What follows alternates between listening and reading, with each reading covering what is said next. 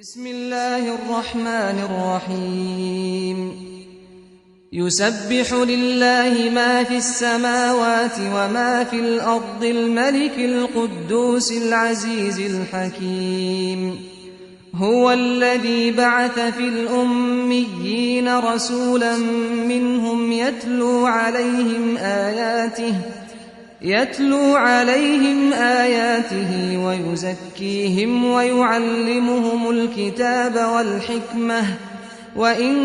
كانوا من قبل لفي ضلال مبين وآخرين منهم لما يلحقوا بهم وهو العزيز الحكيم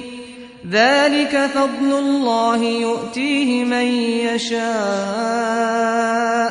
والله ذو الفضل العظيم مثل الذين حملوا التوراة ثم لم يحملوها كمثل الحمار يحمل أسفارا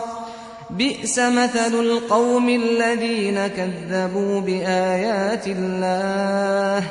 والله لا يهدي القوم الظالمين قل يا أيها الذين هادوا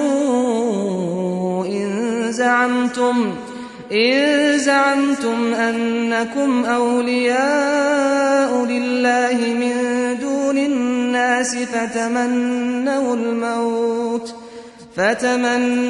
الموت إن كنتم صادقين ولا يتمنونه أبدا بما قدمت أيديهم والله عليم بالظالمين قل إن الموت الذي تفرون منه فإنه ملاقيكم